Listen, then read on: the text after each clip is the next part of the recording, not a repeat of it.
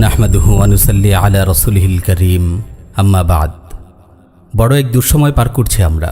কুফরি রাষ্ট্র ব্যবস্থা ও দাজ্জালি মিডিয়া তিলে তিলে ধ্বংস করছে আমাদের দিনী চেতনা ও ইসলামী জীবনবোধ। ইউরোপ আমেরিকার বস্তুবাদী সংস্কৃতির দূষণ ছড়িয়ে পড়ছে সর্বত্র। মুসলিম কিশোর ও তরুণদের অবস্থা দেখলে মনটা কেঁদে ওঠে। একের পর এক ফিতনা এসে গ্রাস করছে তাদের। এই জাহিলি সমাজ ব্যবস্থা মুসলিম প্রজন্মকে সঠিক তালিম তরবিয়তের মাধ্যমে গড়ে তুলতে মারাত্মকভাবে ব্যর্থ হচ্ছে। আজ আমরা সাম্প্রতিক সময়ের এমন একটি ফিতনা নিয়ে আলোচনা করব, যেটি কিশোর ও তরুণদের মাঝে ব্যাপকভাবে ছড়িয়ে পড়েছে। আমি অনলাইন গেমিংয়ের কথা বলছি। পাবজি, ফ্রি ফায়ার ইত্যাদির মতো অনলাইন গেমগুলোর আসক্তি আজ কিশোর ও তরুণদের মাঝে মাদকের চেয়েও ভয়াবহ আকার ধারণ করেছে। গোটা প্রজন্ম যেন গেমিংয়ের নেশায় মাতাল হয়ে আছে। দিনের খবর তো অনেক দূরের কথা, দুনিয়ার খবরও তাদের নেই। কৈশোর ও তারুণ্যের যেই সোনাঝরা দিনগুলোকে কাজে লাগিয়ে তাদের দুনিয়া ও আখিরাতের কেরিয়ার বিনির্মাণের কথা, সেই সময়গুলো তারা গেমিংয়ের মতো বেহুদা অর্থহীন কাজে ধ্বংস করছে। প্রিয় কিশোর ও তরুণ ভাইয়েরা, আমি আপনাদের এক কল্যাণকামী ভাই।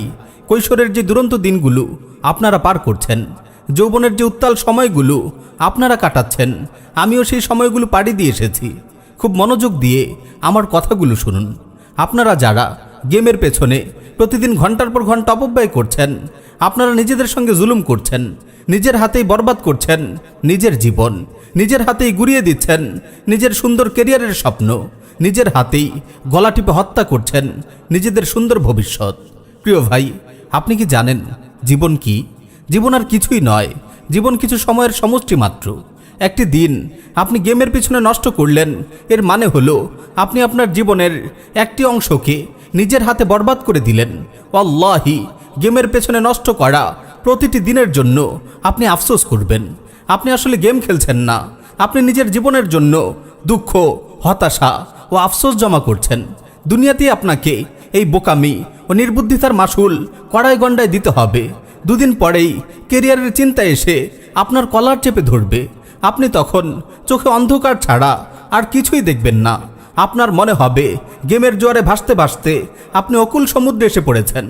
আপনি কেবল আফসোস করবেন, হায়, আমি যদি আমার সময়গুলোকে কাজে লাগাতাম, মন দিয়ে পড়াশোনা করতাম, কোনো কাজ শিখতাম, নিজের স্কিলগুলো ডেভেলপ করতাম, আজ হয়তো আমাকে এই কঠিন অবস্থায় পড়তে হতো না। এ তো গেল দুনিয়ার জীবনের কথা। দুনিয়ার এই বিপর্যয় তো সাময়িক সময়ের জন্য। আখিরাতের চিরস্থায়ী জীবনে আপনার জন্য অপেক্ষা করছে এক ভয়াবহ পরিণতি। আল্লাহি, এই গেমের পেছনে বরবাদ করা প্রতিটি মুহূর্তের জন্য কিয়ামতের দিন আপনাকে আল্লাহর কাছে জবাবদিহি করতে হবে। রাসূল সাল্লাল্লাহু আলাইহি ওয়াসাল্লাম ইরশাদ করেন, লা তাজুলু কদামা আবদিন ইয়াউমাল কিয়ামাহ হাত্তা ইউসআলা আন খামসিন, আন উমরিহি ফীমা আফনাহ ওয়া শাবাবিহি ফীমা আবলাহ ওয়া আন মালিহি মিন আইনা ইকতাসাবাহ ওয়া ফীমা উনফিকাহ ওয়া আন মা আমিলা ফীমা আলিমা। কিয়ামতের দিন 5টি প্রশ্নের সম্মুখীন হওয়া ব্যতীত কোনো বান্দার পা আপন জায়গা হতে সরবে না। 1. হায়াতকে কোন কাজে ব্যয় করেছে? 2. যৌবনকাল কোথায় অতিবাহিত করেছে? 3. সম্পদ কোত্থেকে উপার্জন করেছে? 4. উপার্জিত সম্পদ কোথায় খরচ করেছে? 5. অর্জিত ইলম অনুযায়ী কতটুকু আমল করেছে? প্রিয় ভাই, যৌবনকাল কিভাবে ব্যয় করেছে এই নিয়ে আলাদা একটি প্রশ্নের উত্তর আপনাকে দিতে হবে। এর আগে আপনি এক পাও সামনে এগুতে পারবেন না।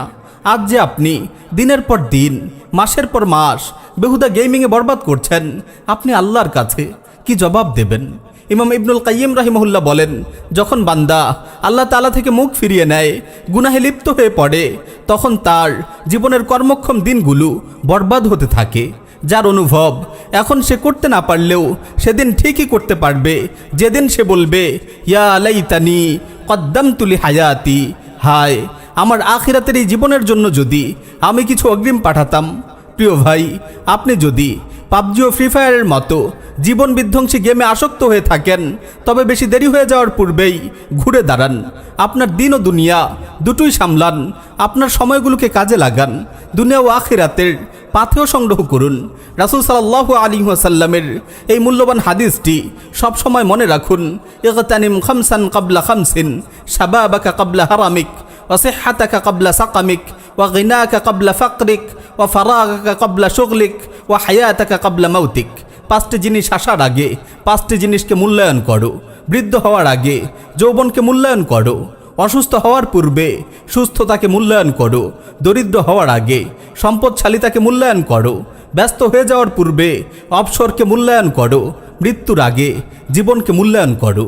প্রিয় ভাই, যদি নিজে গেমের আসক্তি ছাড়তে না পারেন তবে অন্য কারো সাহায্য নিন।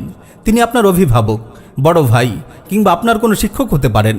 সম্ভব হলে স্মার্টফোন, ল্যাপটপ ইত্যাদির মতো ডিভাইস থেকে একেবারে দূরে থাকুন। যোগাযোগের জন্য সাধারণ কোনো ফোন ব্যবহার করুন। আর ফ্রেন্ড সার্কেল যদি খারাপ হয়ে থাকে তবে ফ্রেন্ড সার্কেল ত্যাগ করুন, অন্যথায় আপনি গেমের আসক্তি থেকে ফিরতে পারবেন না। আপনার সময়গুলোকে বিভিন্ন কল্যাণমূলক কাজে ভাগ করে নিন। আপনি যদি কোরআন পড়তে না পারেন তবে কোন উস্তাদের কাছে গিয়ে বিশুদ্ধ উচ্চারণে তিলাওয়াত শিখে নিন। সালাতে নিয়মিত হন। যতটুকু ইলম শেখা আপনার জন্য ফরজে আইন, ততটুকু দিনে ইলম শিখে নিন।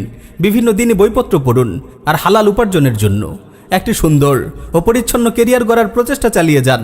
পড়াশোনায় বেশি ভালো না হলে কোনো কারিগরি শিক্ষা অর্জন করুন।